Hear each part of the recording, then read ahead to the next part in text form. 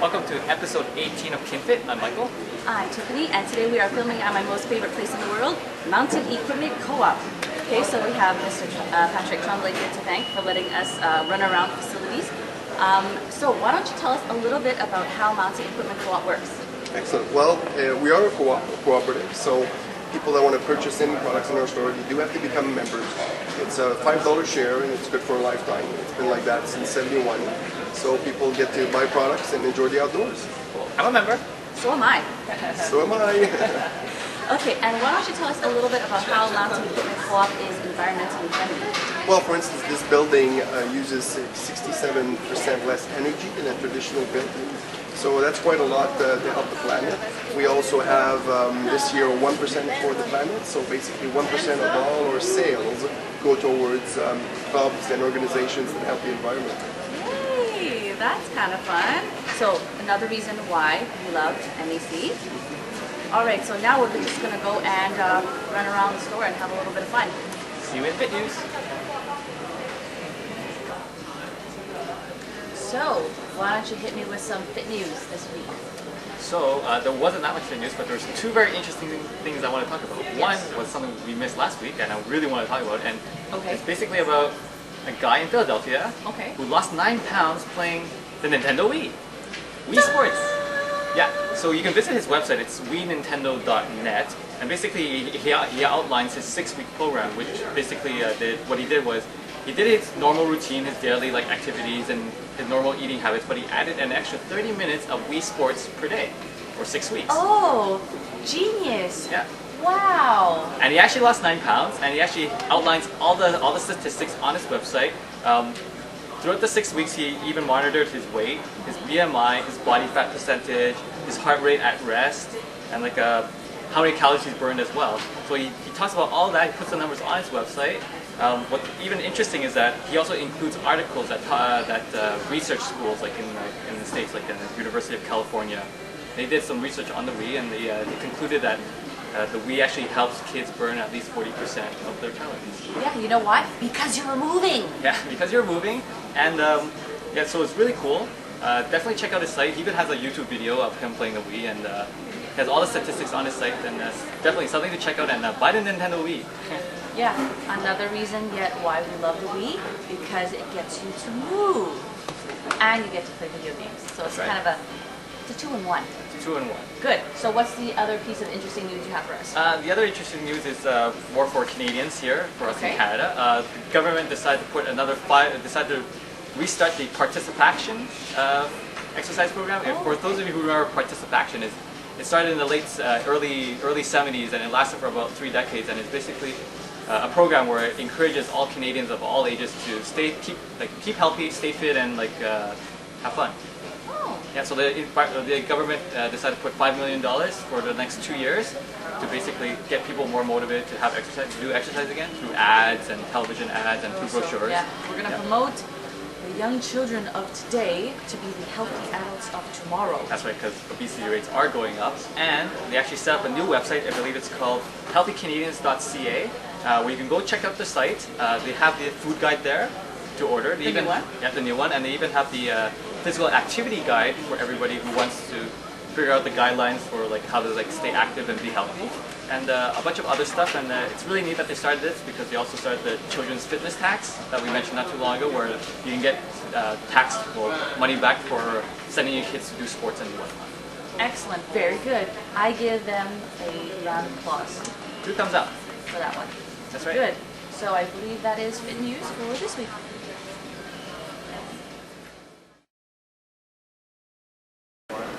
Baby Nalgene bottles. So today's Fit Tip is going to be about snowshoes. How exciting. And I'm telling you, I've been waiting to get into snowshoeing for a long time now, because the last time I went snowshoeing was, I think, I was 7, and I had to strap those huge tennis racket things on my feet and we used to walk around. So I think nowadays it's a little bit different. So I'm coming here and I would like to get my first pair of snowshoes. So what should I be looking for? All right. First thing that you are looking for is you have to buy the snowshoe that's the right size for your weight. Oh, for your weight. For your weight. It's all Okay, about it's weight. different, this You one. want to make sure that when you snowshoe, you're on top of the snow and not knee deep in the snow. So it's all True. about weight. The biggest mistake that people make is they buy their snowshoes too small, and then they end up knee deep in snow. So vendors are really good. For this particular model, for instance, it has a weight range of 150 pounds to 250 pounds. So probably a little big for you. The one thing that you have to remember also is your weight includes your pack. So if you wear like a day pack with some water, a little bit of food, and extra, fleece, you have to add in to that weight. That's important. It's very important. So the size is the very, very important piece of the puzzle. Second piece of the puzzle, the harness. The harness needs to be comfortable, easy to put in, easy to take off. This type of harness is universal, so you can basically wear like a light hiking running shoe to like those big, Arctic insulated boots. Good. So easy harness to get in, get out. Last point is you need some good crampons. Crampons are really important for icy conditions, but they're also extremely important if you want to climb a hill, where this crampon is going to give you some bite to go up and some safety to go down. Yeah, so you don't slide off the hill. Exactly. Which would be important because we don't want to do that. Which would be skiing. It's if you true. think about it. And then we'd have to go to the other department. Exactly. Okay, but we're snowshoeing today. Excellent. Also, what about, because you can also have a good upper body workout as well when Yes. you go snowshoeing. So a lot of people get into snowshoes and they wear ski poles. And the ski poles will help you with the balance, but they will also help you with an upper body workout, so it's pretty good. Exactly, so you good winter activity, upper body, lower body. What else can you ask for? Okay, so we can ask for how much would a pair of snowshoes cost? Yes. So a good pair of snowshoe is going to set you from about $120 to about $160. Okay. Anything more than that, you're going to be paying for maybe some gadgets that you don't really need unless you do some, serious mountaineering. Anything lower than that, you might end up having like a harness that's really simple that doesn't give you a lot of support, or a bit cheaper material. So between 120 and 160, perfect. Excellent, good. And what is the lifespan on a pair of snowshoes? A good pair of snowshoes is going to last you forever. Basically, you might get, sick of seeing them, but they're still going to be great. So, there's no, unless you break them, which, you'll have to replace them, but lifetime. Excellent. Well, that works for me. Excellent. So, thank you so much, Patrick, You're for welcome. letting us know how to buy my first pair of snowshoes. And we'll see you in a little bit.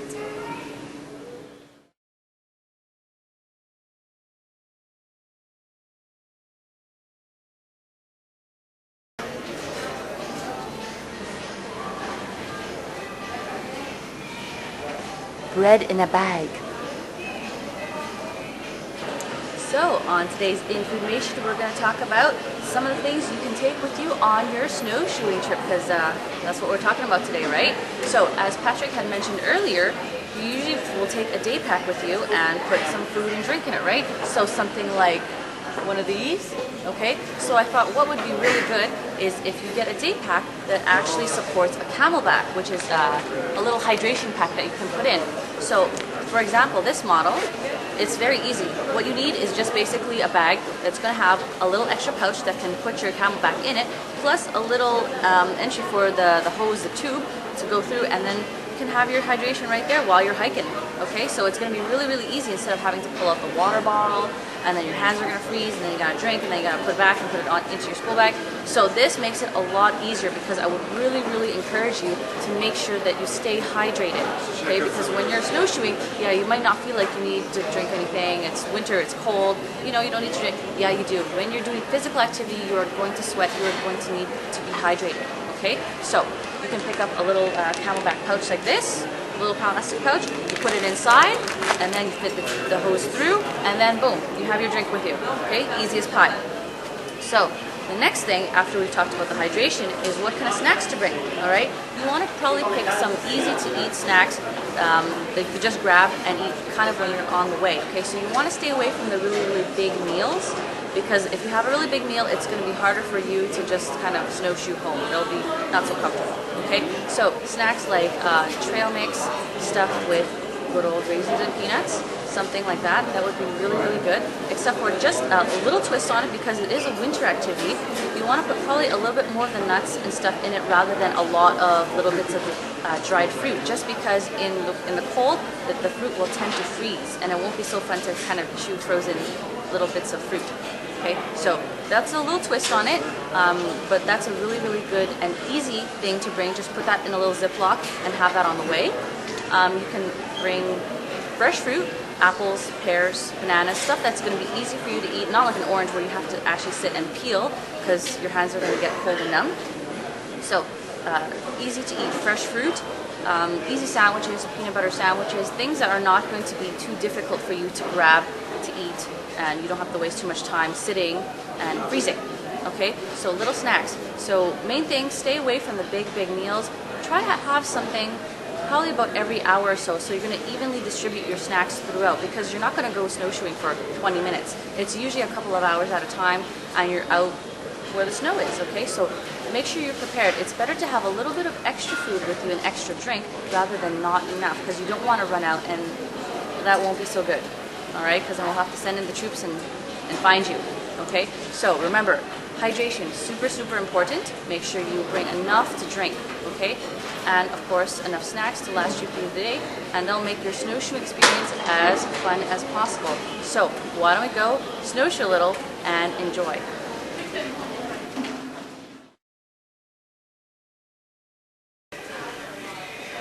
Cool sleeping bags. So this wraps up our exciting episode at Mountain Equipment Co-op. So exciting that I'm about to run around in circles. But in any case, please check back our show notes because we have got a lot of fun stuff for you to check out.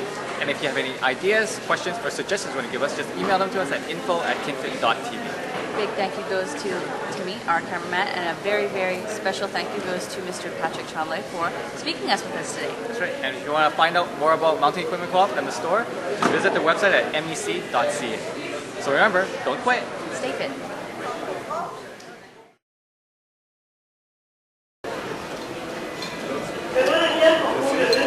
Sports.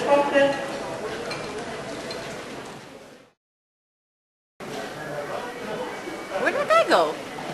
Hey.